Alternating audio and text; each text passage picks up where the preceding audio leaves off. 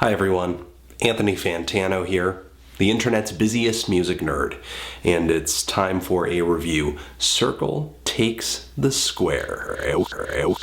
Decompositions, volume number 1. These guys are a Screamo and post-hardcore outfit whose heyday in the early and mid-2000s can pretty much be summed up in one single album, As the Roots Undo. It's one of the most celebrated albums in Screamo, a genre that is appreciated for its extremity, especially in the vocals, as well as its poeticism and melody. If you're new to the genre, definitely check out bands like Page 99, Envy, Orchid, Seisha. But what Circle Takes the Square brought to the table around this time was a slightly more progressive edge. A lot of the song structures on this debut full length of theirs were pretty winding, lasting over 6 minutes, in one occasion almost 10. There were a lot of riff and groove and time changes throughout these songs, very frenetic pieces of music, and the playing, especially with the drums, was kind of flashy.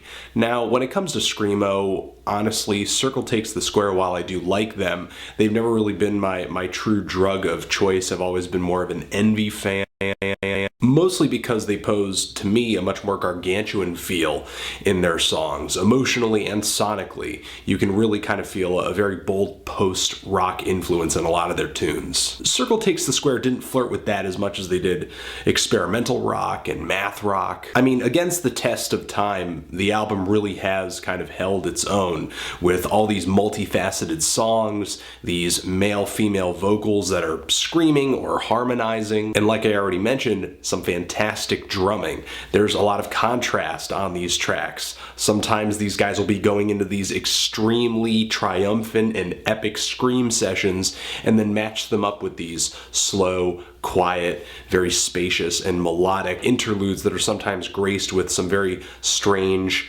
deadpan singing. They go from fierce and fiery to stone cold in a second. However, the band didn't really manage to stay intact after the release of this album. The band's drummer moved on, they lost a guitarist as well. There was definitely some lineup rotation going on. Circle Takes the Square is really a completely different band at this point, not just because of the lineup change, but because of time.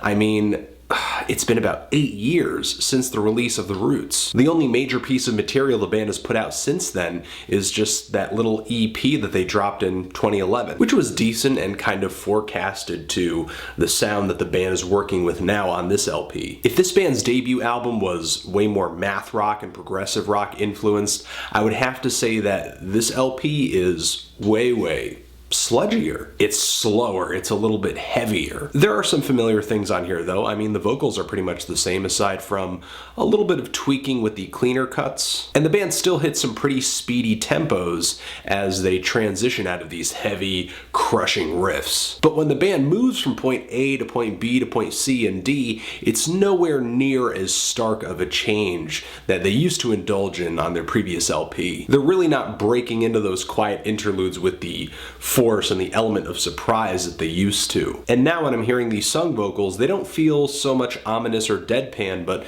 maybe a little bit more emotive, at times kind of cultish. I actually think the cleaner sung vocals, the more melodic moments on this LP are actually this album's saving grace, including this LP's 10-minute acoustic closer. You guys know I'm into heavy stuff, but just so many of the louder spots on here kind of underwhelm me, like the syncopated, noodly guitar leads in the middle of Way of Ever and Branching Paths. Though the slower guitar chords that kind of kicked in right after that with the narrative vocals were pretty sweet, moving. I like the track A Closing Chapter too.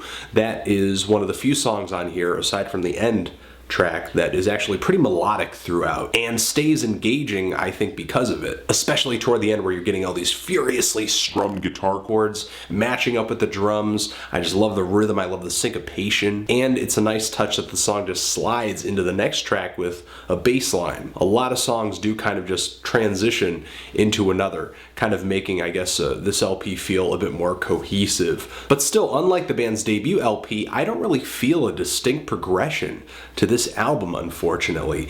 The only track that really kind of hits me as being like, whoa, this is a huge shift, this is a huge change, and I really moved from one track to another here, is when the acoustic closer kind of comes on. This album is produced pretty well, I like the vocals, and when a melodic spot does come in, it's really enjoyable, but the loud spots on this LP, and there are a lot of them, to me just kind of amass into this big, indistinguishable, slow riff stew that when I'm listening to it and thinking about what I'm hearing, there's clearly a lot of ingredients, but just very little layers of flavor. Even the climactic moments the band manages to build up to in these louder spots are cut kind of short in favor of just diving back down into the hectic riffage. I still ended up enjoying a lot of the performances, and each song does have kind of a primary or a key melodic moment or break or build up that actually is pretty entertaining. Unfortunately, I didn't like this as much as I expected I was going to, but you know, whatever. Such is life. I'm feeling a light to decent 6 on this thing. If you've given it a listen, what did you think of it? Did you love it? Hate it? Why? And what should I review next? Anthony Fantano, Circle Takes the Square, forever.